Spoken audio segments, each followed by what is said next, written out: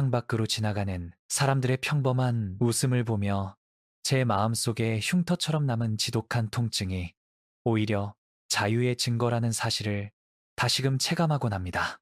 사실 저는 오로지 차가운 바다를 헤엄치고 잠수해 탈북한 사람입니다. 아마 많은 분이 왜 하필 그 서슬퍼런 파도 속으로 몸을 던졌는지 궁금하실 겁니다. 거센 조류에 휘말려 바닷물을 들이켜며 죽음의 문턱까지 갔으면서도 목숨 걸고 수중사선을 넘었으니까요. 왜 그랬냐고요? 그 차갑고 캄캄한 심해의 압박보다 어머니와 따뜻한 밥 한 끼 나누는 그 당연한 자유가 제 목숨보다 소중했기 때문입니다.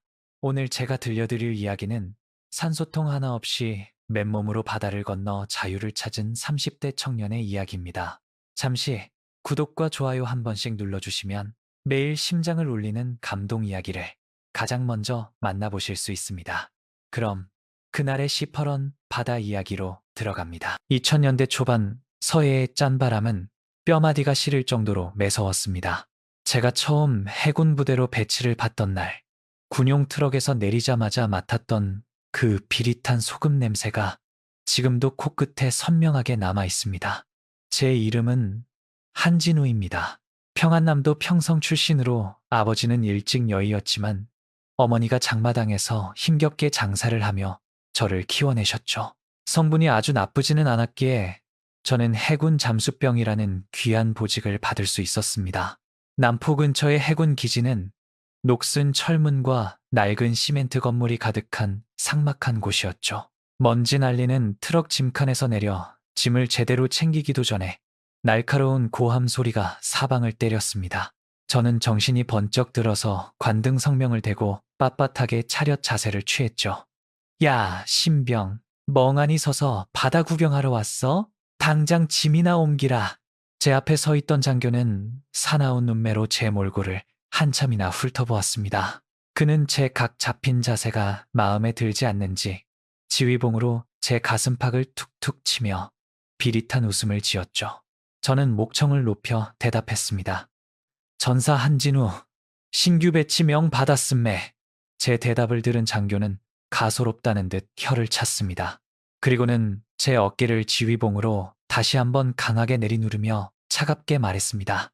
해군 잠수병이라고? 몸뚱아리는 제법 단단해 보이는데 여기서 언제 물귀신이 될지는 아무도 모르는 거다. 똑바로 하라오. 그 말에 가슴이 철렁 내려앉았지만 저는 입술을 깨물며 버텼습니다. 제가 배정받은 내무반은 바닷가 바로 앞에 있는 낡은 막사였습니다. 안으로 들어서니 눅눅한 습기와 기름 냄새가 뒤섞여 아주 쾌쾌한 냄새가 났었죠. 좁은 침상 위에는 먼지가 뽀얗게 앉아 있었고 벽면은 바닷바람에 삭아내린 흔적이 가득했습니다. 짐을 풀고 자리에 앉아 있는데 저보다 한참은 나이가 들어 보이는 선임 하나가 산소통을 닦으며 저를 쳐다보았습니다. 그가 바로 제 사수가 될 강 상급병사였죠. 저는 다시 한번 각을 잡고 인사를 건넸습니다. 선임 동무, 전사 한진우임매, 오늘부터 잘 부탁드립니다. 강 상급병사는 닦던 장비를 내려놓고 제 옆으로 천천히 다가왔습니다. 그는 제 눈을 뚫어지게 응시하며 아주 낮은 목소리로 읊조렸죠. 신병, 하나만 명심하라. 여기서 진짜 살아남으려면 저 시커먼 바다보다 네 옆에 서 있는 사람부터 조심해야 한다. 알갔나? 저는 그 말이 무슨 뜻인지 도무지 이해할 수 없어서 멍하니 되물었습니다. 무슨 말씀이신지 잘 모르겠음매. 군인은 전우를 믿고 의지해야 하는 것 아니겠음매? 제 질문에 강 상급병사는 비웃음 섞인 헛웃음을 터뜨렸습니다. 그는 더 이상 대꾸하지 않고 다시 낡은 잠수 장비를 닦는 데 열중했죠. 그날 밤 저는 좁은 침상에 누워 창밖으로 들려오는 파도 소리를 들으며 한참 동안 잠을 이루지 못했습니다. 서해의 파도는 굶주린 짐승처럼 울부짖고 있었고 내무반의 공기는 바깥보다 더 차갑게 느껴졌습니다. 제가 꿈꿨던 해군 잠수병의 삶은 생각했던 것보다 훨씬 더 숨막히는 긴장감의 연속이었죠. 옆자리 선임들의 거친 숨소리가 들려올 때마다 강 상급병사의 경고가 머릿속을 맴돌았습니다. 바다보다 사람을 조심하라는 그 말은 서해 최전방 기지에서 살아남기 위한 가장 잔혹하고도 정직한 교훈이었던 셈입니다. 19살의 나이에 제가 처음 마주한 것은 끝을 알 수 없는 깊은 바다와 그보다 더 속을 알 수 없는 인간들이었습니다. 저는 어둠 속에서 제 빳빳한 해군 복장을 만져보며 다가올 날들에 대한 막연한 두려움을 견뎌야 했죠. 내일부터 시작될 고된 잠수 훈련과 지독한 정치 학습 속에서 제가 어떻게 버텨낼지 그때의 저는 정말이지 아무것도 몰랐습니다. 그저 제 몸을 누르는 이 무거운 공기가 제가 앞으로 짊어져야 할 삶의 무게라는 것만 어렴풋이 짐작할 뿐이었습니다. 부대에 흐르는 이 정적은 폭풍 전야의 고요함처럼 느껴졌고 제가 믿어왔던 세상이 조금씩 흔들리는 기분이 들었습니다. 그렇게 제 서해에서의 첫날 밤은 비릿한 기름 냄새와 함께 막막하게 저물어 가고 있었습니다. 부대 배치를 받고 일주일이 지나서야 저는 처음으로 서해 바다의 시커먼 속살을 마주할 수 있었습니다. 잠수병에게 바다는 단순한 훈련장이 아니었습니다. 그곳은 지상의 모든 감시와 숨막히는 통제로부터 잠시나마 도망칠 수 있는 유일한 도피처이기도 했죠. 제가 입어야 했던 잠수복은 낡고 투박했으며 땀과 곰팡이가 뒤섞인 불쾌한 가죽 냄새가 진동을 했습니다. 무거운 납벨트를 허리에 두르고 구리 헬멧을 썼을 때의 그 압박감은 마치 거대한 바위가 제 온몸을 짓누르는 것 같았죠. 한진우 전사, 정신 똑바로 차리라. 오늘 제 바닥 구경 못하면 넌 여기서 뒤지는 줄 알라. 교관의 거친 명령이 떨어지기가 무섭게 저는 차가운 바닷물 속으로 몸을 던졌습니다. 수면에 닿는 순간의 충격과 함께 귀가 먹먹해지면서 지상의 모든 소음이 단번에 사라졌죠. 오직 제 입에서 나가는 거칠고 무거운 공기방울 소리만이 헬멧 안을 가득 채웠습니다. 수심 10m를 지나 20m 아래로 내려갈수록 수압은 제 폐를 사정없이 압박해왔습니다. 눈앞은 온통 시커먼 흙탕물이었고 손을 뻗어도 제 손가락 끝이 보이지 않을 정도로 막막한 어둠뿐이었습니다. 하지만 신기하게도 그 깊은 어둠 속에서 저는 이전에 느껴보지 못한 기이한 편안함을 느꼈습니다. 지상에서는 정치 지도원의 섯을 퍼런 눈길 하나, 선임의 말 한마디에 숨이 턱 막혔지만 이 시커먼 물속에서는 오직 제 숨소리만이 실존했으니까요. 물속에서는 당의 구호도, 상급자의 질책도 수압에 눌려 들리지 않았습니다. 수면 위의 세상보다 훨씬 더 정직하고 고요한 공간이었던 셈이죠. 겁먹지 말라. 바다 밑바닥은 땅 위보다 훨씬 정직한 법이야. 함께 내려온 사수강 상급병사의 목소리가 수중 통신기를 통해 들려왔습니다. 그의 말투는 물 밖에서보다 훨씬 차분하고 인간적으로 느껴졌죠. 우리는 굵은 생명줄 하나에 의지한 채 해저의 바닥을 더듬으며 나아갔습니다. 뼛속까지 스며드는 차가운 냉기가 잠수복 틈새로 파고들었지만 저는 오히려 그 차가운 감각이 제가 살아있음을 증명하는 것 같아 반가웠습니다. 한참 동안 침몰한 선박의 잔해를 수색하는 훈련을 이어가던 중이었습니다. 잠시 숨을 고르기 위해 고개를 들었을 때 수면 근처에서 일렁이는 이상한 빗줄기를 발견했습니다. 우리 기지의 날카로운 서치라이트와는 전혀 다른 아주 따뜻하고 은은한 오렌지빛이 물결을 타고 번지고 있었죠.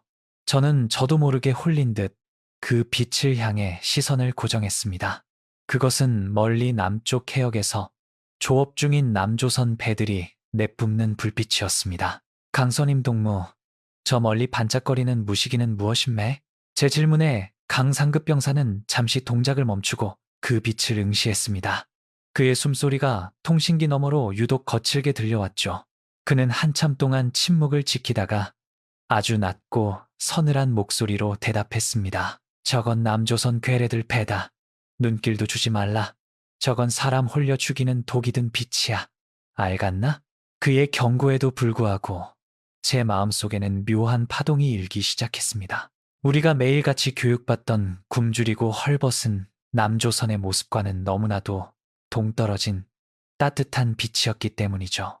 저 불빛 아래에는 사람들이 있을 것이고 그들은 우리처럼 서로를 감시하거나 굶주림에 허덕이지 않을 것 같다는 막연한 상상이 머릿속을 스쳤습니다. 우리 기지의 불빛은 누군가를 잡아내기 위해 번뜩이는 칼날 같았지만 저 멀리 보이는 빛은 마치 길 잃은 사람을 조용히 부르는 등불처럼 보였던 겁니다. 불빛이 참 따뜻해 보임매. 우리 기지 서치라이트랑은 딴판 같지 않음매? 제가 다시 한번 나직하게 읊조리자 강 상급 병사는 제 산소 밸브를 확인하는 척하며 제 몸을 돌려 세웠습니다. 그는 더 이상 대꾸하지 않았지만 제 어깨를 꽉 쥐는 그의 손이 미세하게 떨리고 있다는 것을 저는 느낄 수 있었습니다.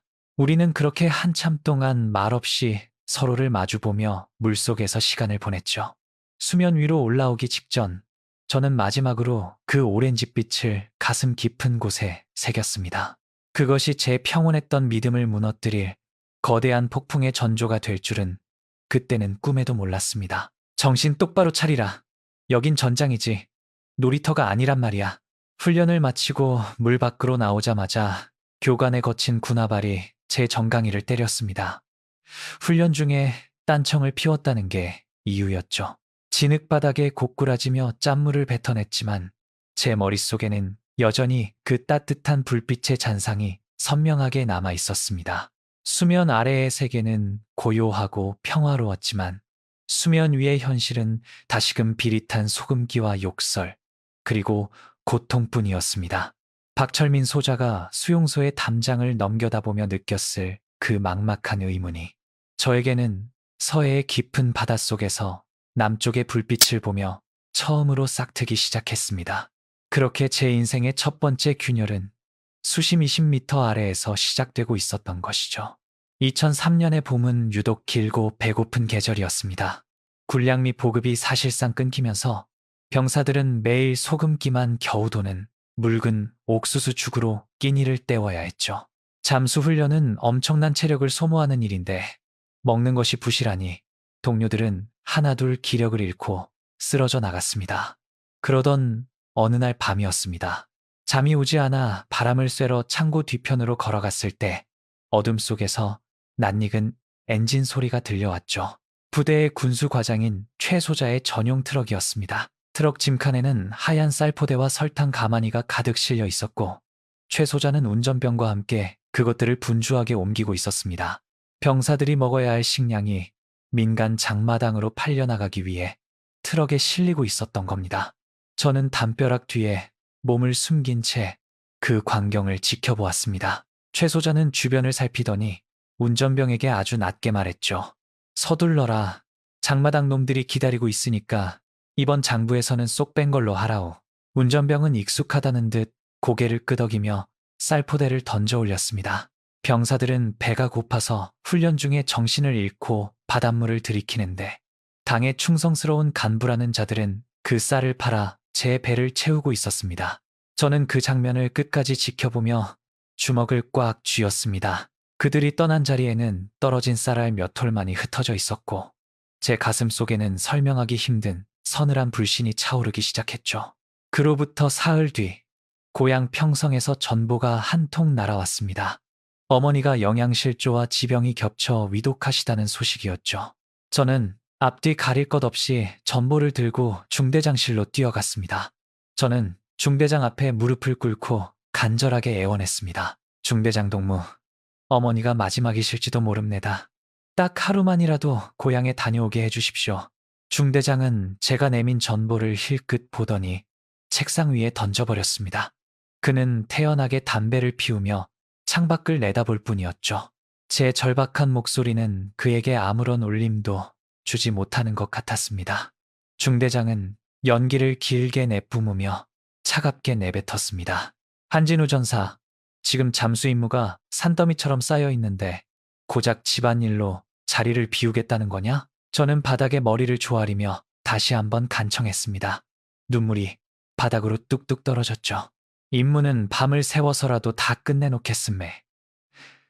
제발 이번 한 번만 자비를 베풀어 주십시오. 하지만 중대장의 태도는 단호했습니다. 그는 제 말을 자르며 책상을 거칠게 내리쳤죠. 당과 수령을 위해 목숨을 바치는 군인에게 사사로운 정 따위는 사치다. 당장 돌아가서 장비나 닦으라오. 중대장실을 나오는데 다리에 힘이 풀려 주저앉을 뻔했습니다. 전날 밤 최 소자가 팔아치우던 그 쌀포대들이 머릿속에서 떠나지 않았습니다. 당과 수령을 말하며 병사들의 식량을 도둑질하는 자들과 자식으로서 도리를 다하겠다는 요청을 단칼에 거절하는 상급자들. 제가 그동안 목숨처럼 믿어왔던 체제의 벽이 거대한 모순덩어리처럼 보이기 시작했습니다. 내무반으로 돌아오니 동료들은 여전히 굶주린 배를 움켜쥐고 정치 학습 교재를 암송하고 있었습니다. 입으로는 당에 대한 충성을 노래하고 있었지만 그들의 눈에는 아무런 생기도 없었죠. 저는 구석에 앉아 낡은 잠수 헬멧을 닦으며 생각했습니다. 쌀을 훔치는 간부들과 어머니의 임종조차 지키지 못하게 하는 이 부대에서 내가 지켜야 할 가치가 무엇인지 도무지 알 수가 없었죠. 제 마음속에 심어진 그 작은 의심의 씨앗은 비릿한 소금기를 머금고 아주 빠르게 자라나고 있었습니다. 어머니의 소식을 듣고도 부대에 묶여 지내야 했던 그해 여름은 제 생애 가장 잔인한 계절이었습니다. 부대에 흐르는 공기는 언제 터질지 모르는 시한폭탄처럼 팽팽했죠. 병사들의 얼굴에서는 웃음기라고는 찾아볼 수 없었고 서로를 감시하는 눈초리만 더욱 매서워졌습니다. 그러던 중 제 바로 옆 침상을 쓰던 동료 리광철 전사가 하루아침에 사라지는 사건이 터졌습니다. 광철이는 저와 고향이 비슷해서 평소에도 의지하던 친구였죠. 그날 점심, 쥐꼬리만한 배급량을 보며 광철이가 무심코 내뱉은 말이 화근이었습니다. 그는 옥수수 죽을 휘저으며 아주 작게 투덜댔습니다. 아이고, 배고파서 죽겠음매. 명색이 해군 잠수병인데 물고기보다 못한 대접을 받는구만. 그 말이 누구의 귀에 들어갔는지는 아무도 모릅니다. 하지만 그날 밤 저희가 잠든 내무반으로 보위부 군관들이 들이닥쳤죠. 그들은 자고 있던 광철이를 짐짝처럼 끌어냈습니다. 광철이는 겁에 질려 비명을 질렀지만 누구 하나 감히 고개를 들고 그 광경을 쳐다보지 못했습니다. 저 또한 이불을 뒤집어 쓴 채 떨리는 몸을 숨겨야만 했었죠. 리광철, 너 잠시 우리랑 좀 가야 쓰겠다. 당의 배려를 모독한 죗값을 치러야지. 보위부 군관의 그 차가운 목소리가 아직도 귓가에 쟁쟁합니다. 광철이는 그렇게 끌려간 뒤 다시는 돌아오지 않았습니다. 나중에 들려온 소문으로는 그가 정치범 수용소로 압송되었다고 하더군요. 말 한마디에 인생이 송두리째 사라지는 광경을 목도하며 저는 제가 발을 딛고 서 있는 이 땅이 얼마나 위태로운 곳인지 절감하게 되었습니다. 광철이가 사라진 지 사흘째 되던 날, 저는 잠수 장비를 정비하러 부두 끝자락으로 나갔습니다. 그곳엔 사수 강 상급 병사가 혼자 바다를 바라보며 앉아 있었죠. 평소 늘 충성심 강하고 단단해 보였던 그였지만 그날따라 뒷모습이 유독 쓸쓸해 보였습니다. 저는 주변에 아무도 없는 것을 확인하고 조심스럽게 그에게 다가갔습니다. 선임 동무, 광철이는 정말로 어디로 간 겁매? 수용소에 갔다는 말이 사실임매? 제 물음에 강 상급 병사는 한참 동안 대답이 없었습니다. 그는 담배를 피워 물고는 멀리 수평선을 응시할 뿐이었죠. 그러더니 갑자기 담배를 바다에 던져버리고는 저를 돌아보며 아주 낮고 떨리는 목소리로 말했습니다. 진우야, 이 나라는 이제 답이 없음매. 당에서는 인민을 위한다고 말하지만 실제론 우리를 소모품으로밖에 안 본단 말이야. 저는 그의 입에서 나온 말에 심장이 닿는 것 같았습니다. 평생을 군에 바친 충성스러운 선임의 입에서 나올 수 없는 불온한 말이었으니까요. 그는 제 눈을 똑바로 쳐다보며 말을 이어갔습니다. 내가 여기서 10년 넘게 바다를 탔지만 남는 건 골병든 몸뚱아리랑 배고픔뿐이야. 광철이 꼴을 보라. 이게 정상이란 말이냐? 저는 주변을 살피며 그의 옷자락을 붙잡았습니다. 혹시라도 누가 들을까봐 겁이 났었죠. 하지만 강 상급 병사는 제 손을 뿌리치며 씁쓸하게 웃었습니다. 바다보다 사람이 더 무섭다는 말, 이제 좀 알겠나? 우리는 지금 거대한 감옥 속에 살고 있는 거다. 그의 고백은 제 가슴 속에 남아있던 마지막 믿음마저 산산조각 냈습니다. 강 상급 병사처럼 충성스러운 사람조차 환멸을 느끼고 있다면 이 체제는 이미 안에서부터 썩어 문드러진 것이나 다름없었죠. 바다는 언제나처럼 푸르게 넘실거리고 있었지만 그 아래에서 숨쉬는 우리의 영혼은 이미 가라앉고 있었습니다. 정말이지, 우린 어떻게 해야 하는 건매? 평생 이렇게 살아야 하는 건매? 저는 울먹이며 물었지만 그는 대답 대신 제 어깨를 꽉 쥐어줄 뿐이었습니다. 그날 이후로 저희 사이에는 말로 설명할 수 없는 묘한 동질감이 생겼죠. 그것은 충성심이 아니라 함께 침몰하고 있다는 공포와 이 지옥을 벗어나고 싶다는 아주 미세한 갈망이었습니다. 제 인생의 장부에 기록된 당에 대한 믿음은 그렇게 서해 바다의 깊은 심연 속으로 가라앉아 버렸습니다. 2003년 늦가을, 서해의 안개는 유독 짙고 차가웠습니다. 그날 밤 저희 분대에는 극비 중의 극비인 특별 임무가 하달되었죠. 평소와 달리 보위부 군관들이 직접 내려와 작전을 지시했는데 분위기가 어찌나 살벌한지 숨조차 크게 쉬기 힘들 정도였습니다. 중대장은 평소보다 더 굳은 표정으로 저희를 집합시켜 놓고 단호하게 말했습니다. 한진우 전사, 오늘은 대회비 임무다. 남조선 괴뢰들과 내통하는 불순분자들의 배가 움직이고 있다. 소리 없이 수장시키라오. 저는 그저 간첩이나 무장 공비의 배를 잡는 작전인 줄로만 알았습니다.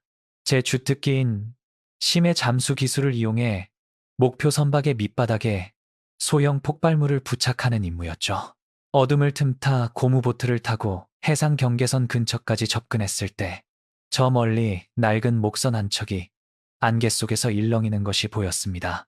배는 아무런 불빛도 없이 조용히 파도를 타고 있었죠. 저는 강 상급병사와 함께 차가운 물속으로 몸을 던졌습니다. 심해의 어둠은 언제나처럼 익숙했지만 그날따라 등줄기에 오싹한 한기가 서렸던 기억이 납니다. 목표물인 목선 아래에 도착해 폭발물을 설치하려던 순간 선체 너머로 이상한 소리가 들려왔습니다. 군인들의 거친 함성이 아니라 아주 작고 가냘픈 흐느낌과 아이의 칭얼거리는 목소리였죠. 선임 동무, 저 배에 사람이 너무 많은 것 같지 않음매? 군인들 목소리가 아닙니다. 저는 수중 통신기를 통해 떨리는 목소리로 강 상급병사에게 물었습니다. 선체의 귀를 대보니 안에서 새어나오는 소리는 분명 무고한 민간인들의 것이었죠. 하지만 상부의 명령은 단호했습니다. 무전기 너머로 중대장의 서슬퍼런 목소리가 다시 들려왔습니다. 명령이다. 당의 원수들을 한 놈도 남기지 말고 수장시키라. 지금 당장 격파하라. 저는 망설였습니다. 제 손으로 저 여린 목소리들을 침묵시켜야 한다는 사실에 온몸의 피가 거꾸로 솟는 것 같았죠. 하지만 강상급 병사는 제 손을 거칠게 잡아 끌며 폭발물의 스위치를 작동시켰습니다. 그는 저를 강하게 밀어내며 멀리 대피하라는 신호를 보냈습니다. 잠시 후 둔탁한 폭발음과 함께 바닷속이 요동쳤고 정적을 지키던 목선은 순식간에 두동강이 나며 가라앉기 시작했습니다. 물 위로 올라왔을 때 제 눈앞에 펼쳐진 광경은 그야말로 생지옥이었습니다. 부서진 나무 조각들 사이로 사람들이 허우적거리고 있었고 그 중에는 작은 꽃무늬 옷을 입은 아이도 있었죠. 그들은 적군도 간첩도 아니었습니다. 그저 배고픔을 견디다 못해 바다로 나온 가련한 인민들이었을 뿐입니다. 저는 넋을 잃고 그 광경을 지켜보며 소리를 질렀습니다. 사람이 죽음매. 저기 아이들도 있단 말임매. 우리가 무슨 짓을 한 건매. 하지만 보트 위에 있던 군관은 차갑게 권총을 치켜들며 저를 노려보았습니다. 그는 바다에 빠진 사람들을 향해 무자비하게 확인 사살까지 명령했죠. 입 다물라. 이건 전쟁이다. 불순분자들에게 자비란 없다. 그날 밤 이후 저는 단 하루도 편히 잠을 이룰 수 없었습니다. 눈만 감으면 차가운 바닷속으로 가라앉던 그 아이의 눈망울과 절박했던 비명소리가 귓가를 맴돌았죠. 내가 지키고자 했던 조국이, 내가 충성하고자 했던 당이 결국 우리 인민을 사지로 몰아넣고 직접 죽이기까지 한다는 사실에 저는 극심한 환멸을 느꼈습니다. 제가 닦던 그 반짝이는 훈장들이 사실은 인민들의 피로 칠해진 것 같아 구역질이 났었죠. 내가 왜 이걸 해야 하나? 나는 군인인가? 아니면 살인병기인가? 밤마다 내무반 구석에서 자문해봤지만 돌아오는 대답은 없었습니다. 어머니의 임종도 지키지 못하게 하더니 이제는 제 손을 피로 물들이게 한 이 체제에 대해 저는 마지막 남은 기대를 완전히 접었습니다. 제 가슴속 깊은 곳에 자리 잡았던 충성심은 그날 서해의 차가운 파도와 함께 완전히 씻겨 내려가 버렸습니다. 이제 제 인생의 장부에는 분노와 슬픔, 그리고 어떻게든 이곳을 벗어나야 한다는 처절한 생존 본능만이 남게 되었습니다. 무고한 인민들의 목선을 수장시켰던 그날 밤 이후 제 머릿속은 오직 한 가지 생각뿐이었습니다. 이곳은 사람이 살 곳이 아니라는 것, 그리고 내가 믿어왔던 모든 것이 가짜였다는 확신이었죠. 하지만 무작정 바다로 뛰어들 순 없었습니다. 서해의 물살은 거칠고 해안가는 겹겹이 철조망과 지뢰밭으로 막혀 있었으니까요. 저는 평소처럼 묵묵히 잠수 임무를 수행하면서도 귀는 항상 외부의 소리에 열어두었습니다. 기회는 생각보다 빨리 찾아왔습니다. 부대 근처 남포항에는 가끔 중국에서 온 화물선들이 드나들곤 했었죠. 어느 날 장비 정비를 위해 항구 근처 보급소에 들렀을 때 담배를 나눠 피우던 항만 노동자들의 은밀한 대화를 듣게 됐습니다. 야, 이번에 들어오는 대련행 화물선 말이야. 밤에는 감시가 좀 헐겁다더군. 한 노동자가 주변을 살피며 동료에게 속삭이는 소리가 제 귀에 날카롭게 박혔습니다. 저는 못 들은 척 장화를 고쳐 신었지만 가슴은 터질 듯이 뛰기 시작했죠. 중국으로 가는 배라니. 그곳까지만 가면 어떻게든 남조선으로 갈 수 있는 길이 열릴 것만 같았습니다. 저는 그날부터 밤마다 내무반 불이 꺼지면 몰래 지도를 그리기 시작했습니다. 제가 가진 지도는 부대에서 쓰던 낡은 해상작전용 지도였지만 거기에 항구의 초소 위치와 순찰 정장의 이동 경로를 하나하나 기록해 나갔습니다.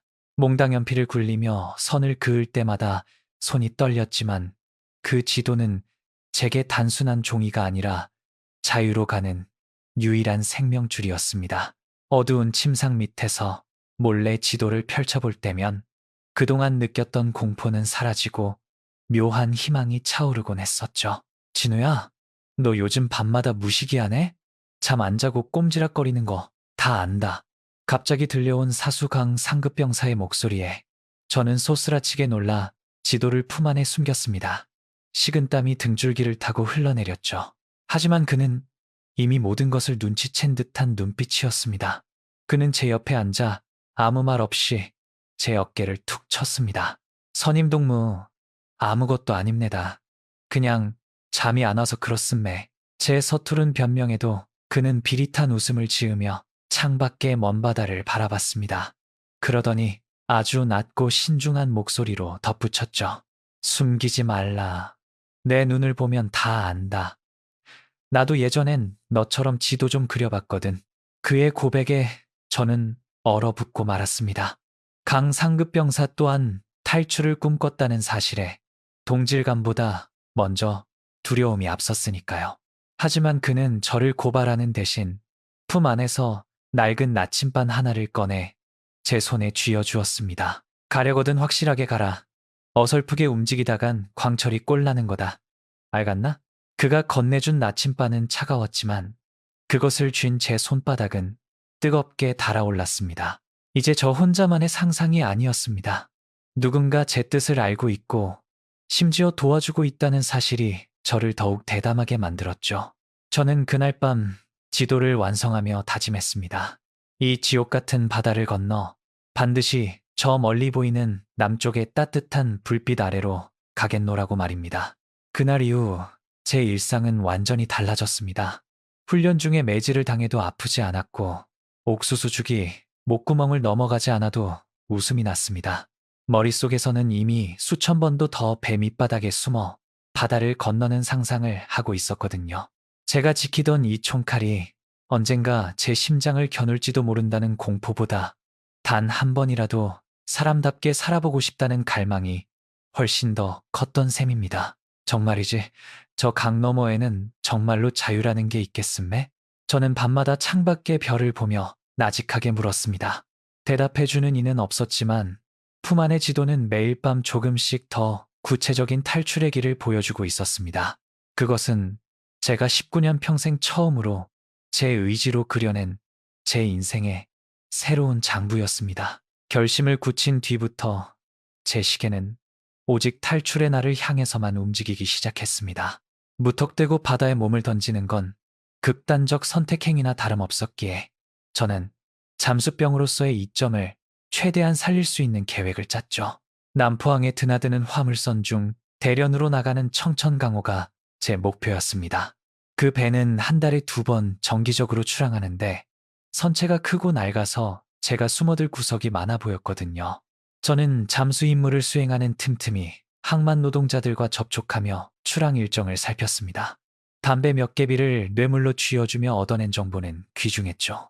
어느 날 저녁, 어둠이 짙게 깔린 부두구석에서 항만 창고지기인 박영감이 제게 은밀하게 귀띔을 해주었습니다. 진우 동무, 이번 금요일 밤에 대련으로 나가는 화물선이 한 척 있음매. 준비됐으면 그때가 적기일 거임매. 박영감의 말에 제 심장이 요동쳤습니다. 금요일이면 사흘 뒤였죠. 저는 떨리는 목소리로 다시 물었습니다. 그 배, 보안서 놈들 감시는 어떻게 됩니까?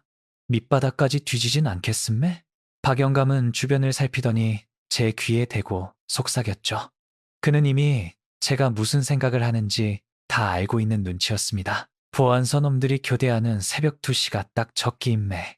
그때는 귀신이 곡할 정도로 감시가 허술해지니까 말이요. 그날부터 저는 본격적으로 탈출 물품을 모으기 시작했습니다. 가장 중요한 건 배 안에서 버틸 수 있는 비상식량과 비상금이었죠. 저는 내무반에서 지급받은 건포와 설탕 가마니에서 조금씩 빼돌린 설탕을 비닐봉지에 압축해서 숨겼습니다. 그리고 그동안 부대 간부들이 빼돌리다 흘린 쌀을 조금씩 모아 장마당에 내다 팔아 중국 돈 몇 푼을 마련했었죠. 돈을 쥔 손이 어찌나 떨리던지 그 푼돈이 제 목숨값처럼 무겁게 느껴졌습니다. 위조 신분증을 구하는 게 가장 큰 고비였습니다. 다행히 강 상급 병사가 제게 힘을 보태주었죠. 그는 예전에 압수했던 남포 주민들의 낡은 통행증 몇 장을 제게 건네주었습니다. 저는 밤마다 촛불 아래에서 사진을 떼어내고 제 얼굴을 정교하게 붙이는 작업을 이어갔습니다. 잠수 장비를 고치던 그 섬세한 손길로 제 가짜 인생을 만들어낸 셈이었죠. 이거면 되겠음매? 내가 가진 건 이게 전부임매. 정말 고맙습니다. 작업을 마친 신분증을 보여주자 강 상급 병사는 한참 동안 그것을 들여다보다가 제 손을 꽉 쥐었습니다. 그의 눈에는 걱정과 부러움이 동시에 서려 있었죠. 그는 제 품속에 낡은 칼 한 자루를 찔러 넣어주며 말했습니다. 죽어도 내 이름은 대지 말라. 그리고 무슨 일이 있어도 뒤는 돌아보지 말라오. 알갔나? 저는 고개를 깊숙이 숙이며 대답 대신 눈물을 삼켰습니다. 마지막으로 필요한 건 배의 구조를 완벽히 파악하는 것이었습니다. 잠수 훈련을 핑계로 청천 강호 근처 바닷속을 헤엄치며 선체 하부의 취수구나 평형수 탱크로 통하는 입구를 눈에 담았습니다. 잠수병인 제게는 거대한 화물선의 밑바닥이 오히려 가장 안전한 은신처가 될 수 있었으니까요. 탈출 전날 밤, 저는 관물대 구석에 숨겨둔 작은 주머니를 만져보았습니다. 거기엔 어머니의 사진과 낡은 나침반, 그리고 제가 만든 가짜 신분증이 들어있었죠. 이 모든 게 발각되는 날에는 제 인생은 그 자리에서 끝난다는 걸 잘 알고 있었습니다. 하지만 더 이상 두렵지는 않았습니다. 19년 동안 저를 옥죄었던 이 땅의 사슬을 끊어낼 수만 있다면 설령 바다 괴물에게 잡혀 먹힌다 해도 상관없다는 결연한 의지가 생겼거든요. 정말이지, 내일이면 이 지옥 같은 바다를 떠날 수 있겠음매? 저는 어둠 속에서 혼자 읊조리며 천장을 바라보았습니다. 내무반의 퀴퀴한 냄새도, 선임들의 거친 코골이 소리도 오늘이 마지막이라 생각하니 묘한 기분이 들었죠. 그것은 해방감이라기보다는 거대한 심연 속으로 몸을 던지기 직전에 아득한 현기증에 가까웠습니다. 그렇게 제 인생의 가장 길고도 짧았던 계획은 서해의 차가운 파도 소리와 함께 마침표를 찍고 있었습니다. 디데이로 정한 금요일 아침이 밝았습니다. 안개가 유독 짙게 끼어 한 치 앞도 보이지 않는 날이었죠. 저는 평소보다 일찍 일어나 관물대를 정리하고 마지막으로 제 잠수 장비들을 점검했습니다. 오늘 밤이면 이 모든 것들과 작별이라는 생각을 하니 손끝이 미세하게 떨리더군요. 그런데 갑자기 내무반 문이 거칠게 열리며 중대장이 들이닥쳤습니다. 한진우 전사, 지금 당장 장비 챙겨서 부두로 나오라오. 청천강호 밑바닥에 이물질이 걸린 모양이다. 가슴이 철렁 내려앉았습니다. 하필이면 제가 목표로 삼은 그 화물선의 점검 임무가 떨어진 것이었죠. 혹시라도 제 계획이 들통난 것은 아닐까 하는 공포가 엄습했지만 저는 애써 침착함을 유지하며 대답했습니다. 알겠음매. 즉시 준비해서 나가겠음매. 부두에 도착하니 거대한 청천강호가 웅장한 자태로 정박해 있었습니다. 제가 밤마다 꿈속에서 수천 번은 더 오르내렸던 그 배였죠. 저는 무거운 잠수 헬멧을 쓰고 차가운 서해 바닷물 속으로 몸을 던졌습니다. 수면에 닿는 순간 늘 느끼던 그 서늘한 감각이 오늘따라 유독 제 살결을 파고드는 것 같았죠. 물속으로 가라앉으며 저는 청천강호의 선체를 천천히 훑어내려갔습니다. 녹슨 철판과 다닥다닥 붙은 조개 껍데기들이 제 손끝에 닿았습니다. 평소라면 그저 지겨운 작업의 대상이었겠지만 오늘은 이 배의 모든 굴곡이 제가 살아야 할 유일한 길로 보였습니다. 평형수 탱크로 이어지는 입구와 제가 숨어들 수 있는 좁은 틈새들을 다시 한번 눈에 담았습니다. 한진우, 무식이 꾸물거리는가? 빨리 확인하고 보고하라. 수중통신기 너머로 들려오는 교관의 짜증 섞인 목소리에 저는 정신을 차렸습니다. 저는 배 밑바닥에 걸려있던 낡은 그물 조각들을 칼로 끊어내며 마지막 인사를 건넸습니다. 19년 동안 저를 키워주고 동시에 저를 옥죄었던 이 차가운 바다와 마지막으로 나누는 대화였죠. 물속에서 바라본 세상은 여전히 고요하고 평화로웠지만 저는 이제 그 평화를 깨고 폭풍 속으로 뛰어들 준비를 마쳤습니다. 작업을 마치고 수면 위로 올라오자 강 상급 병사가 저를 끌어올려 주었습니다. 그는 제 헬멧을 벗겨주며 제 눈을 빤히 쳐다보았습니다. 그의 눈빛에는 수만 가지 말이 담겨 있는 듯 했죠. 저는 그의 손을 꽉 잡으며 아주 작게 속삭였습니다. 청천강호 밑바닥은 깨끗합니다. 오늘 밤 출항하는데 아무 문제 없겠음매. 제 말의 속뜻을 알아챈 강 상급 병사는 잠시 멈칫하더니 제 어깨를 강하게 쥐어주었습니다. 그는 주변을 살피고는 무뚝뚝하게 한마디를 내뱉었죠. 수고했다. 가서 뜨거운 옥수수 죽이라도 한 그릇 하라오. 오늘이 마지막일지 모르니 말이오. 마지막이라는 단어가 제 가슴에 날카롭게 박혔습니다. 내무반으로 돌아가는 길에 저는 부대 곳곳의 풍경을 눈에 담았습니다. 낡은 연병장, 구호가 적힌 커다란 간판, 그리고 굶주린 동료들의 야윈 얼굴들까지 말이죠. 미운정, 고운정 닫은 곳이었지만 이제는 미련 없이 떠나야 할 때가 왔음을 직감했습니다. 진우야, 이따 저녁에 정치학습 끝나고 한판 붙자. 장기판 준비해둘게. 동료 중 한 명이 웃으며 말을 걸어왔지만 저는 그저 어색하게 미소만 지어 보였습니다. 그 장기판 앞에 제가 앉아있을 일은 결코 없을 테니까요. 식당에서 마주한 그 묽은 옥수수 죽도 오늘따라 유독 목구멍을 넘기기 힘들었습니다. 어머니의 얼굴이 떠올라 자꾸만 시야가 흐려졌지만 저는 입술을 깨물며 눈물을 참았습니다. 정말이지, 내가 오늘 살아서 이 바다를 넘을 수 있겠음매? 저는 석양이 지는 바다를 보며 나직하게 물었습니다. 대답해주는 이는 없었지만 부두에 정박한 청천강호의 굴뚝에서 뿜어져 나오는 검은 연기가 마치 제게 보내는 신호처럼 보였습니다. 이제 주사위는 던져졌습니다. 제 인생의 가장 길었던 하루가 저물어가고 목숨을 건 마지막 도박의 시간이 다가오고 있었던 것이죠. 저는 관물대 깊숙이 숨겨둔 보따리를 다시 한번 확인하며 칠흑 같은 어둠이 내려앉기만을 기다렸습니다. 청천강호 밑바닥을 훑고 돌아온 그날 저녁, 부대 분위기는 평소보다 더 가라앉아 있었습니다. 저는 관물대 정리를 마치고 마지막 탈출 준비를 점검하며 숨을 죽이고 있었죠. 그런데 갑자기 정치지도원 김소좌가 저를 집무실로 호출했습니다. 가슴이 철렁 내려앉았지만 저는 최대한 태연한 척하며 그를 찾아갔습니다. 김소좌는 책상 위에 놓인 누런 종이 한 장을 만지작거리며 저를 빤히 쳐다보더군요. 한진우 전사, 고향 평성에서 연락이 왔구만. 네 어머니가 오늘 새벽에 세상을 떠나셨다오. 그 말을 듣는 순간 제 머릿속은 하얗게 비어버리고 말았습니다.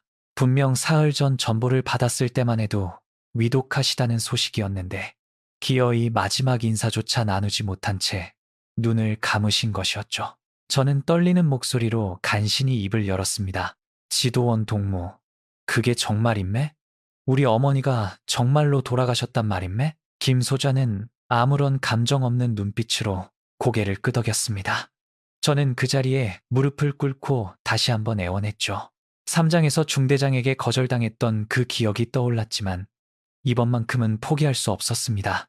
자식으로서 마지막 가시는 길에 흙이라도 한 줌 덮어드려야 한다는 생각뿐이었으니까요. 제발 부탁드립니다. 장례만이라도 치르게 해주십시오. 딱 이틀이면 됩니다. 제발 살려주십시오. 하지만 김 소자는 책상 위에 놓인 사과를 한 입 빼어 물며 아주 차갑게 대꾸했습니다. 그의 입가에 묻은 과즙이 유독 비릿하게 보였던 기억이 납니다. 그는 귀찮다는 듯 손을 내저으며 말했죠. 당의 전사는 사사로운 정에 얽매이지 않는 법이라. 지금 서해 정세가 얼마나 긴박한데 고작 장래 때문에 자리를 비우겠다는 거냐. 어머니는 공화국의 자식으로 당에서 알아서 처리할 거니 걱정 말라오.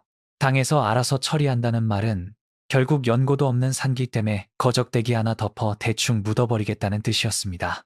19년 동안 자식 하나 바라보며 시장 바닥에서 구르던 어머니의 마지막이 그런 시기라는 사실에 제 가슴 속에서 무언가 거대한 것이 끊어지는 소리가 들렸습니다.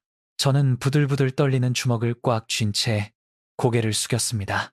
어머니 마지막 길도 못 보게 하는 게 당의 배려임매? 우리가 지키는 게 도대체 무식이란 말임매? 제 목소리가 조금 커지자 김소자의 눈빛이 순식간에 살벌해졌습니다.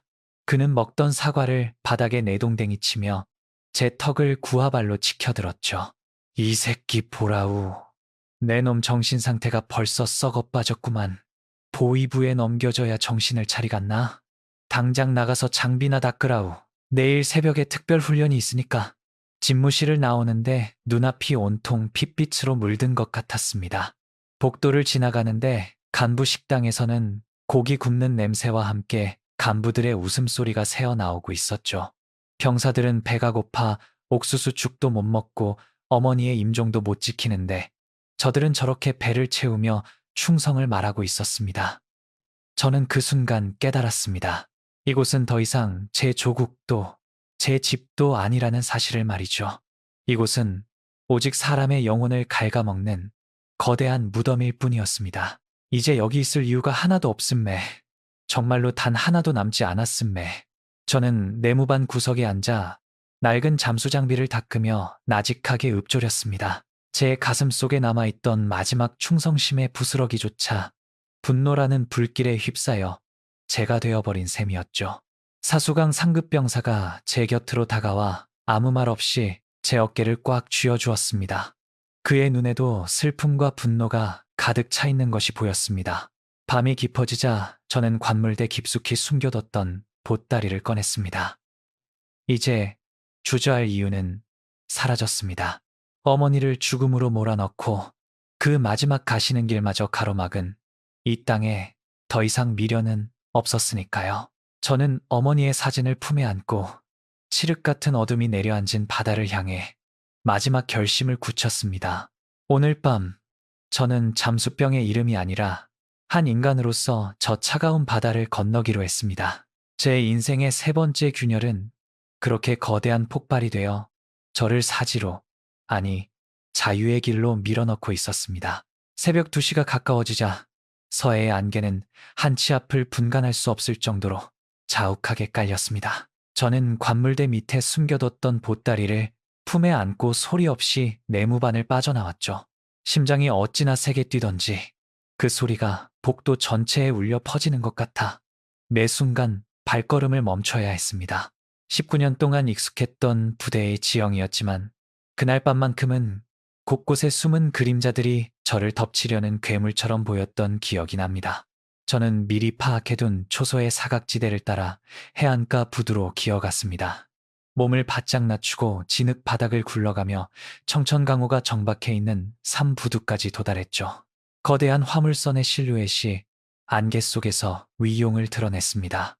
이제 저 배의 평형수 탱크 입구까지만 헤엄쳐 가면 계획은 성공이었습니다. 하지만 안심하고 몸을 일으키려던 찰나 차가운 서치라이트 불빛이 제 등 뒤를 정면으로 때렸습니다. 걔 누구냐? 거기 꼼짝 말고 서라오. 날카로운 외침과 함께 철컥하는 소총의 장전 소리가 들려왔습니다. 저는 얼어붙은 채 천천히 뒤를 돌아보았죠.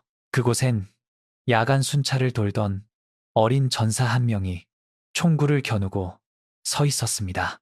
평소 제게 장비를 배우던 녀석이라 얼굴이 낯익었지만 지금 녀석의 눈엔 공포와 당혹감이 가득했습니다.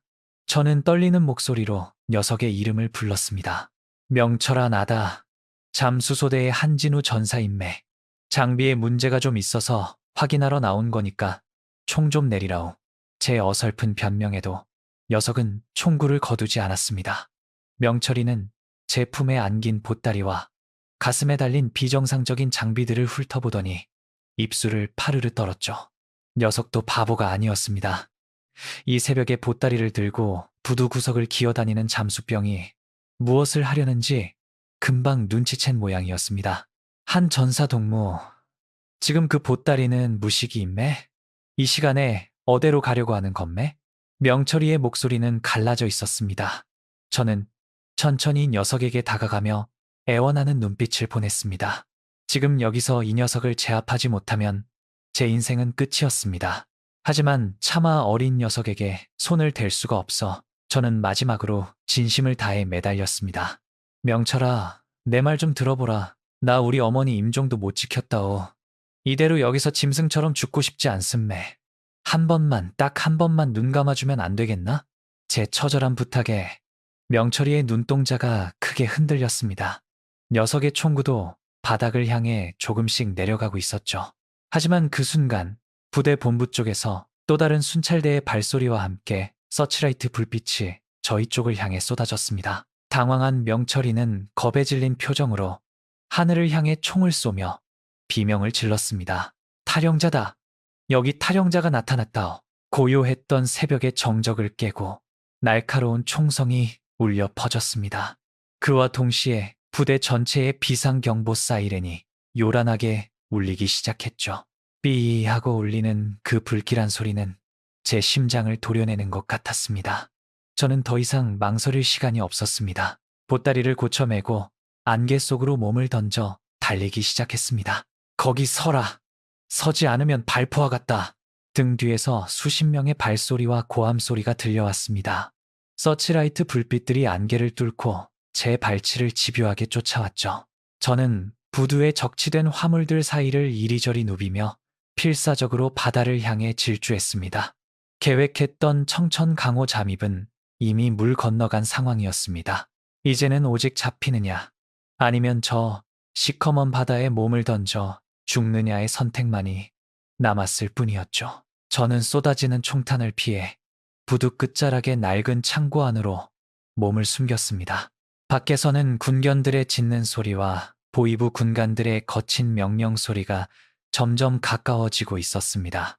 포위망이 좁혀져 오는 그 순간 저는 제 인생의 모든 장부가 닫히는 듯한 아득한 절망감을 느꼈습니다. 하지만 가슴속 어머니의 사진이 저를 다시 일으켜 세웠죠. 저는 숨을 헐떡이며 어둠 속에서 차가운 바다를 바라보았습니다. 이제 제가 갈 곳은 저 깊은 심연뿐이었습니다. 창고 안의 습한 공기는 폐부를 찌르는 칼날 같았습니다. 저는 녹슨 기름 드럼통 뒤에 몸을 웅크린 채 거친 숨을 몰아쉬었죠. 밖에서는 서치라이트 불빛이 창살 틈을 지나며 어지럽게 춤을 추고 있었고 군화 소리는 점점 더 좁은 간격으로 저를 압박해왔습니다. 그때까지만 해도 저는 제 계획이 어디서부터 틀어졌는지 도무지 알 수가 없었습니다. 분명 새벽 2시 가장 어두운 틈을 타서 움직였는데 순찰대는 마치 제가 올 곳을 미리 알고 있었던 것처럼 정확하게 길목을 지키고 있었으니까요. 발소리가 창고 문 앞에서 멈췄습니다. 육중한 철문이 끼익 소리를 내며 열렸고 서치라이트 불빛 하나가 어둠을 가르며 안으로 쑥 들어왔죠. 저는 품속의 칼자루를 꽉 쥐었습니다. 그런데 들려온 목소리는 보위부 군관의 것이 아니었습니다. 너무나 익숙하고 그래서 더 소름 끼치는 제 동기 리성호의 목소리였죠. 진우야, 거기 있는 거 다 안다. 이제 그만 나오고 자수하라. 지도원 동무가 지금 자수하면 목숨은 살려주겠다고 하셨음매. 성호는 저와 입대 동기이자 부대에서 유일하게 제 속마음을 터놓던 친구였습니다. 탈출을 결심하고 지도를 그릴 때도 제가 믿을 수 있는 사람은 이 녀석뿐이라고 생각하며 계획의 일부를 귀띔해 주었었죠. 저는 드럼통 뒤에서 천천히 몸을 일으켰습니다. 불빛 너머로 보이는 성호의 얼굴은 평소와 달리 아주 차갑고 낯설어 보였죠. 녀석의 뒤에는 보위부, 군관 하나가 비릿한 미소를 지으며 서 있었습니다. 성호야, 네가 어드럽게 나한테 이럴 수 있음매? 우리 고향 친구 아니었음매? 같이 남쪽 불빛 보면서 사람답게 살자고 약속하지 않았음매? 제 울분 섞인 물음에 성호는 눈 하나 깜짝하지 않았습니다. 오히려 총구를 제 가슴팍으로 더 바짝 들이대며 차갑게 대꾸했죠. 녀석의 눈동자에는 우정이나 연민 따위는 한 톨도 남아있지 않았습니다. 오직 자신의 성분을 지키고 살아남으려는 비겁한 욕망만이 가득 차 있었죠. 진우야, 나도 살아야 하지 않겠나. 너 같은 반동분자랑 엮여서 내 가족들까지 수용소에 보낼 순 없음매. 네가 잘못 생각한 거 다우. 그 말에 가슴이 난도질당하는 기분이 들었습니다. 어머니를 잃고 나라에 버림받고 이제는 유일하게 믿었던 친구에게까지 칼을 맞은 셈이었죠. 강상급 병사가 왜 바다보다 사람을 더 조심하라고 했는지 그 잔혹한 교훈이 이제야 뼛속 깊이 사무쳤습니다. 성호는 보위부 군관을 돌아보더니 공을 세웠다는 듯 굽신거리며 말했습니다. 지도원 동무, 제가 말하지 않았음매. 이 새끼 여기 숨어 있을 거라고 말임매. 이제 약속하신 대로 제 가족들은 평양으로 보내주시는 거 맞지요? 군관은 성호의 어깨를 툭툭 치며 만족스러운 듯 웃었습니다. 그 광경을 보고 있으니 구역질이 올라왔죠. 인간의 신뢰를 제물 삼아 자신의 안위를 챙기는 저들의 모습이 이곳에 진짜 민낯이었습니다. 저는 더 이상 성호에게 매달리지 않았습니다. 배신감은 곧 차가운 생존 본능으로 바뀌었죠. 저는 드럼통 위에 놓여있던 낡은 소화기를 발로 차서 서치라이트를 겨냥했습니다. 성호야, 네 덕분에 확실히 알았다오. 이 땅엔 이제 내가 믿을 사람도 남을 이유도 하나 없다는 걸 말이오. 소화기가 바닥에 떨어지며 하얀 분말이 창고 안을 가득 채웠습니다. 당황한 성호가 총을 난사하기 시작했고 군관의 고함 소리가 안개처럼 퍼져나갔죠. 저는 그 소란을 틈타 창고 뒷벽에 낡은 환풍구 쪽으로 몸을 날렸습니다. 등 뒤에서 총탄이 벽을 때리는 소리가 들려왔지만 저는 뒤도 돌아보지 않았습니다. 믿었던 친구의 배신은 제 가슴에 지워지지 않는 흉터를 남겼지만 역설적이게도 그것이 저를 더 이상 망설이지 않게 하는 마지막 동력이 되었습니다. 창고를 빠져나오자 다시금 서해의 차가운 바닷바람이 제 뺨을 때렸습니다.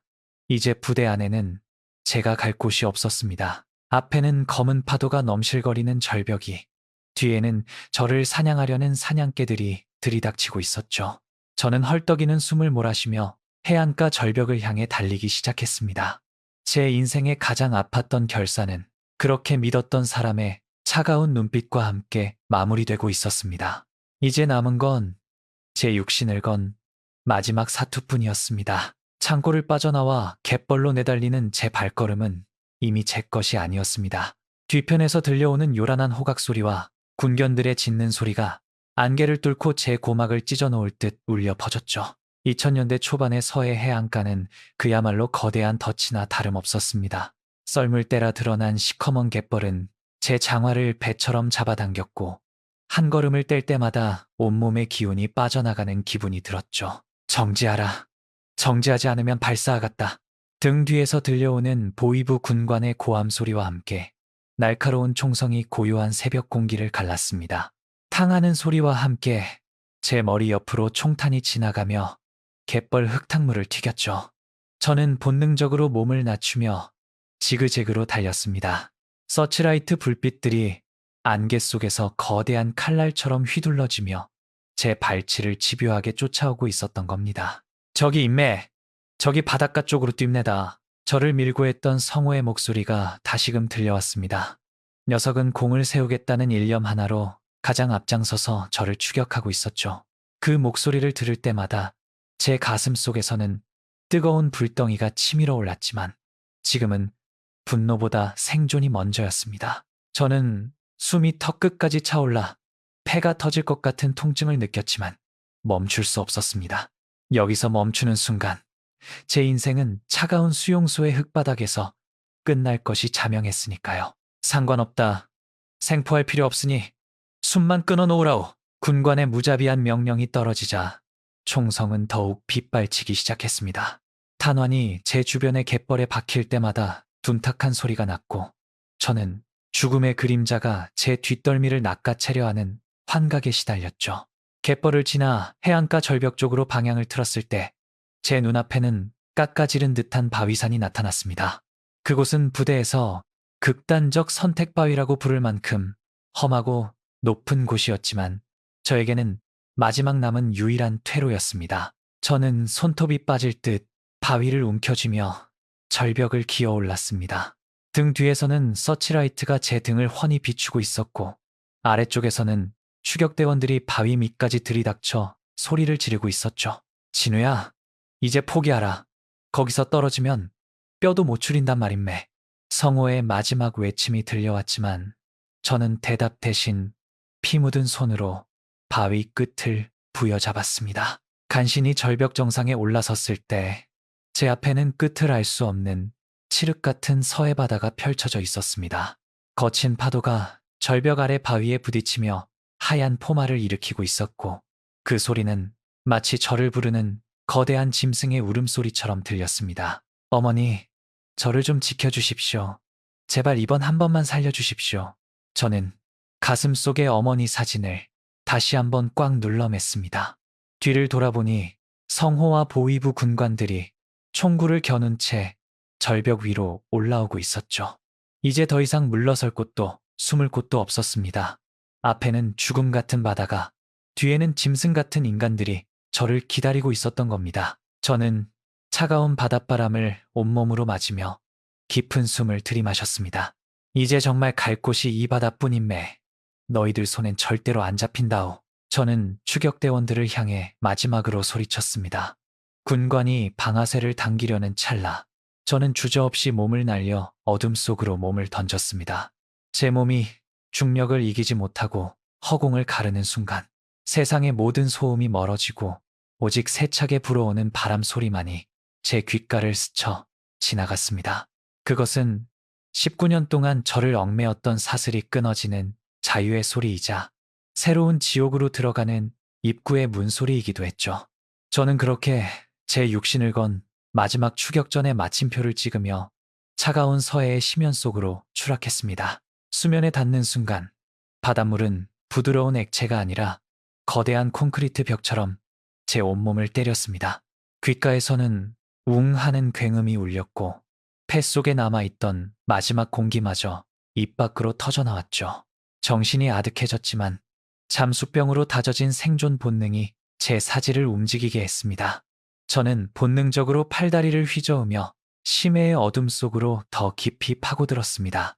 수면 위에서 번뜩이는 서치라이트 불빛과 총탄의 궤적을 피하려면 오직 어둠만이 유일한 방패였기 때문입니다. 거기 쏴라! 수면 위로 올라오면 망설이지 말고 바로 쏘란 말이야! 수면 위에서는 보위부 군관의 표독스러운 외침이 물결을 타고 둔탁하게 들려왔습니다. 물속에서는 소리가 더 크게 울리는 법이죠. 탕탕 소리와 함께 수면을 뚫고 들어오는 총탄들이 제 주변에서 하얀 거품을 일으키며 가라앉았습니다. 저는 폐가 터질 것 같은 통증을 견디며 수심 10m 아래로 내려갔습니다. 장비도 없이 맨몸으로 들어온 바다는 평소 제가 알던 곳보다 훨씬 더 차갑고 위협적이었습니다. 뼛속까지 스며드는 서해의 냉기는 제 근육을 순식간에 딱딱하게 굳게 만들었죠. 산소가 부족해지자 머릿속이 핑 돌며 과거의 기억들이 파편처럼 스쳐 지나갔습니다.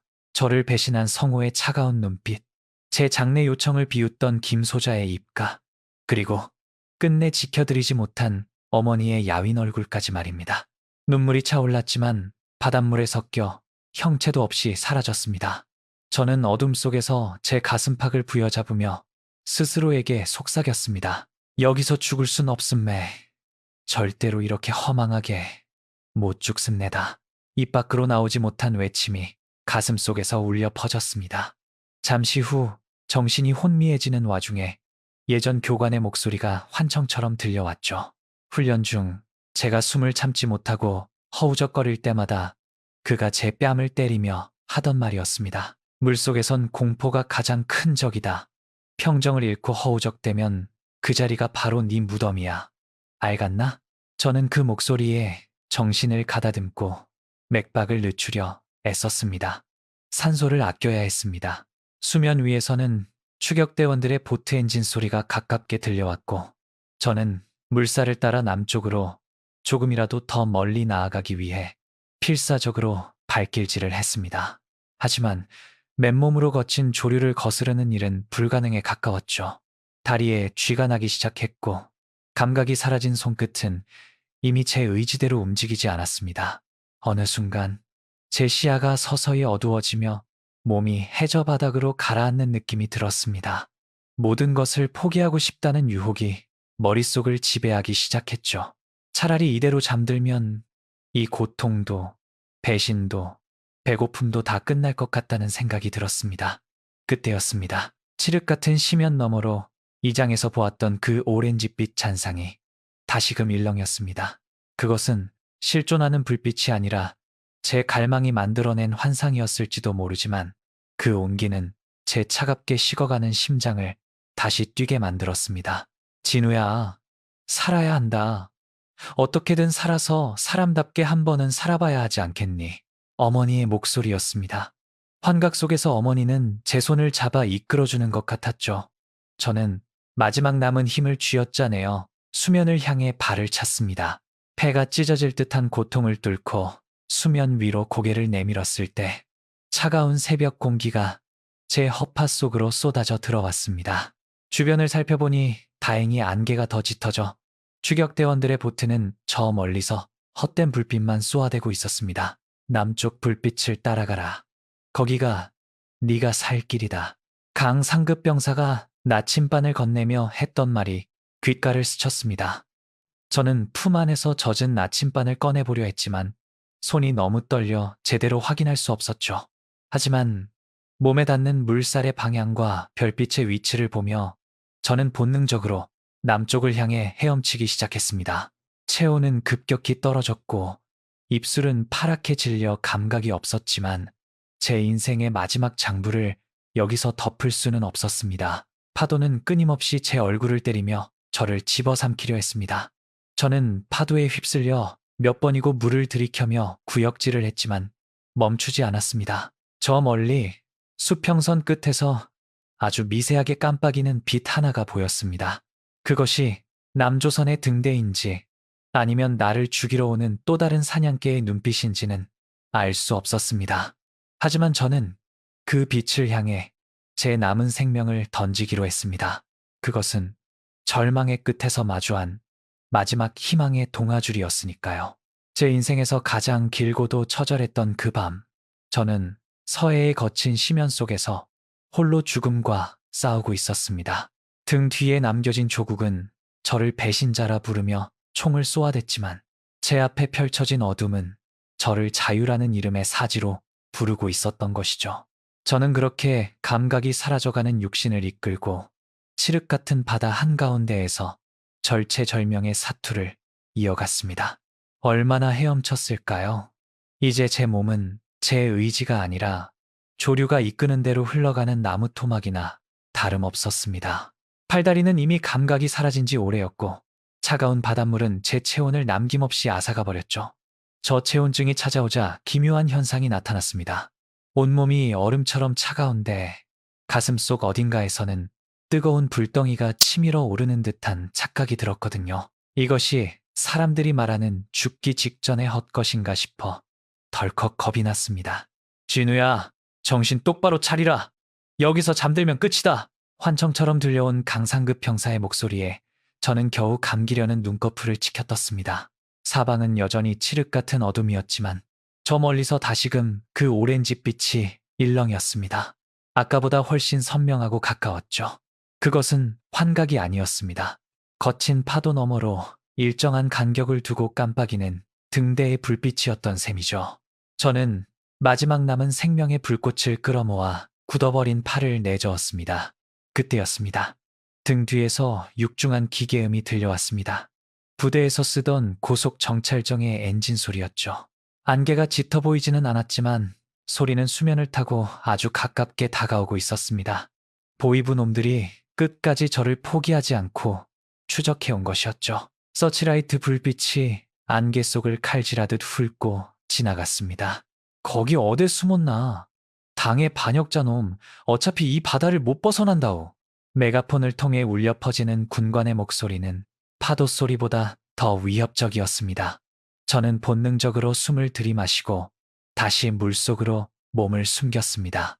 잠수병으로서의 본능이 마지막으로 제 몸을 지배했죠.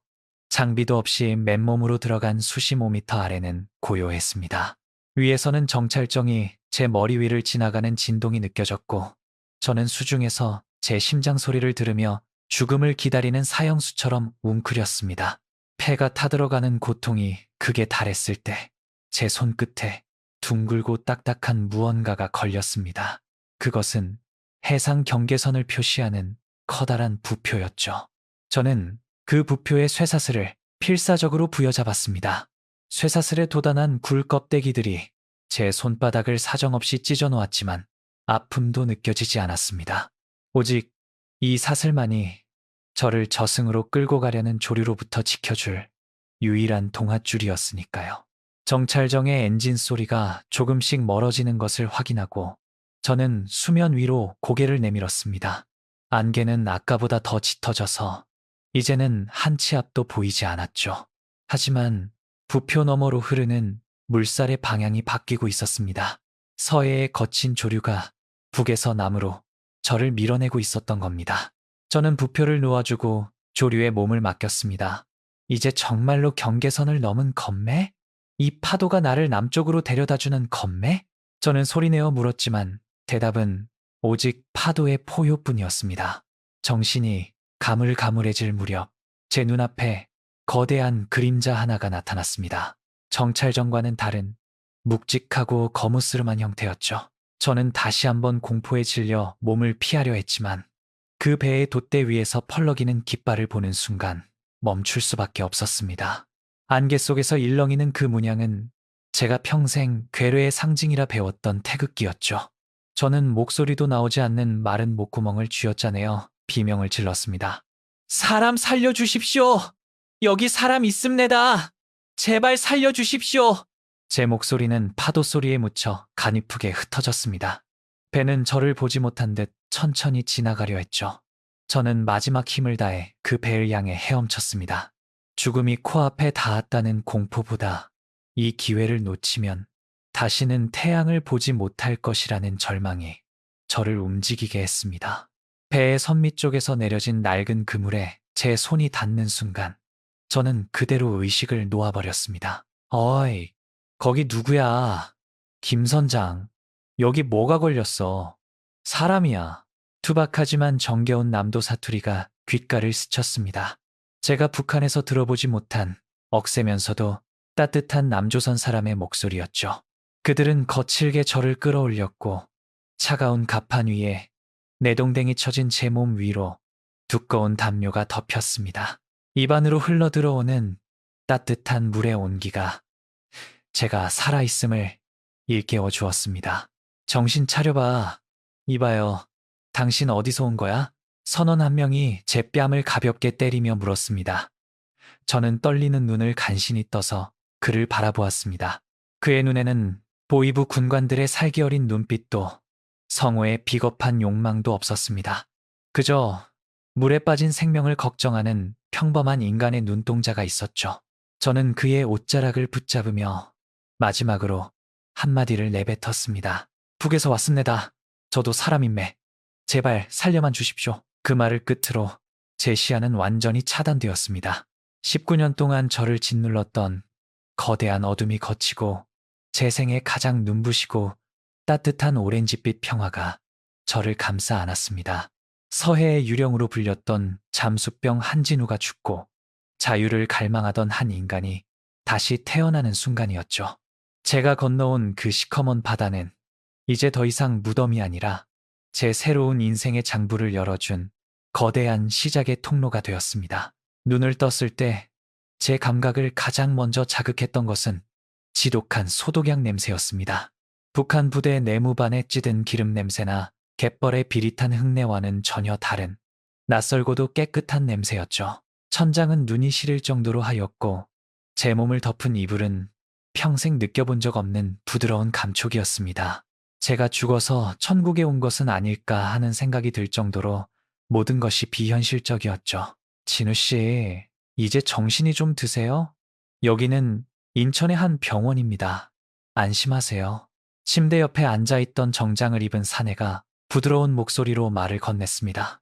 그의 말투는 세련되었고 눈빛에는 경계심보다는 안도감이 서려 있었죠. 저는 갈라진 목소리로 떨며 물었습니다. 정말로 저를 다시 저 북쪽으로 돌려보내지 않으시는 겁니까? 저를 살려주시는 게 맞음매? 제 물음에 사내는 가볍게 웃으며 제 손을 잡아주었습니다. 그 따뜻한 체온이 느껴지는 순간 비로소 제가 사선을 넘었다는 실감이 났죠. 19년 동안 저를 짓눌렀던 거대한 공포의 막이 마침내 찢겨나가는 기분이었습니다. 창밖으로 고개를 돌리니 저 멀리 인천항의 풍경이 보였습니다. 이장에서 물속에서 보았던 그 희미한 오렌지빛은 환상이 아니었습니다. 수만 개의 가로등과 건물들이 내뿜는 찬란한 불빛이 바다 위를 가득 채우고 있었죠. 병원을 퇴원하고 조사를 받는 동안 저는 제가 알던 세상이 얼마나 좁고 거짓된 곳이었는지 뼈저리게 느꼈습니다. 우리가 평생 지옥이라 믿었던 남조선은 실제로는 사람들이 밤늦게까지 거리를 활보하고 먹고 싶은 음식을 마음껏 고를 수 있는 평범하지만 위대한 세상이었죠. 텔레비전에서 나오는 화려한 도시의 모습과 활기찬 사람들의 얼굴을 보며 저는 혼자 방에서 몇 번이고 소리 없이 울었습니다. 우리가 매일같이 교육받던 남조선은 이런 곳이 아니었음에. 저들은 우리를 미워하는 게 아니라 그저 각자의 삶을 열심히 살고 있을 뿐이었음에. 조사관에게 제 심경을 털어놓았을 때 그는 아무 말 없이 제 어깨를 다독여 주었습니다. 조사가 끝나고 하나원에서 사회 적응 교육을 받는 동안 저는 새로운 이름을 얻었고 대한민국 국민으로서의 신분증도 받았습니다.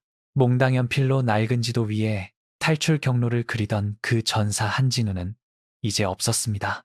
이제 저는 제 의지로 어디든 갈 수 있고 누구의 눈치도 보지 않고 제 생각을 말할 수 있는 한 명의 자유인이 된 것이었죠. 사회로 나온 첫날, 저는 가장 먼저 인천의 어느 바닷가로 향했습니다. 제가 건너온 그 시커먼 서해 바다가 한눈에 내려다 보이는 곳이었죠. 바닷바람은 여전히 차가웠지만 이제 더 이상 뼈를 깎는 공포는 느껴지지 않았습니다.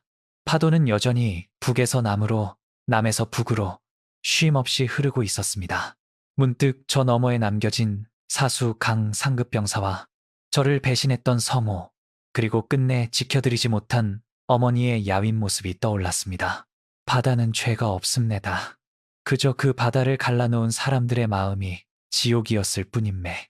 저는 수평선을 바라보며 나직하게 읊조렸습니다. 제가 건너온 저 바다 아래에는 여전히 수많은 잠수병들이 배고픔과 감시 속에 어둠을 헤매고 있겠죠. 누군가는 저처럼 남쪽의 불빛을 보며 헛된 희망이라 자책하고 있을지도 모릅니다. 저는 품속에서 이제는 낡아버린 어머니의 사진을 꺼내 바닷바람에 비추어 보았습니다. 어머니, 이제 저는 더 이상 도망치는 유령이 아닙니다. 이곳에서 사람답게 어머니가 못다 하신 목까지 열심히 살아보겠노라고 마음속으로 맹세했죠. 남한에서의 삶이 마냥 쉽지만은 않았습니다. 말투도 다르고 문화도 생소해서 매 순간이 도전이었죠. 하지만 배고픔 때문에 동료의 밥그릇을 훔쳐보지 않아도 되고 말 한마디 잘못했다고 수용소로 끌려갈 걱정을 하지 않아도 되는 이 일상이 제게는 매일매일이 기적이었습니다. 저는 작은 식당에서 일을 시작했고 나중에는 제 특기를 살려 민간 수중 작업자로 새로운 인생을 시작했습니다. 이제야 제 진짜 이름을 찾은 것 같습니다. 유령이 아니라 사람으로 불리는 게 이렇게 좋은 건지 몰랐습니다. 퇴근길, 화려한 서울의 밤거리에서 저는 스스로에게 이렇게 말하곤 합니다. 제 인생의 장부는 이제 북한에서의 피와 눈물로 얼룩진 기록을 덮고 새로운 페이지를 채워나가고 있습니다. 서해의 깊은 심연에서 건져 올린 제 목숨은 이제 저 혼자만의 것이 아니라는 것을 잘 압니다. 저를 살려준 남쪽 어부들의 손길, 저를 품어준 이 땅의 온기를 잊지 않고 살아갈 것입니다. 저는 오늘도 바다로 나갑니다. 하지만 이제 제 등 뒤에는 총을 든 사냥개들이 없고 제 앞에는 저를 가두는 철조망도 없습니다. 오직 끝없이 펼쳐진 수평선과 눈부신 태양만이 저를 반겨줄 뿐이죠. 서해의 유령이었던 저는 이제 사라졌습니다. 저는 이제 자유의 바다를 위에 엄치는 평범하지만 행복한 한 인간입니다. 제 긴 여정의 마지막 장은 그렇게 눈부신 평화와 함께 완결되었습니다.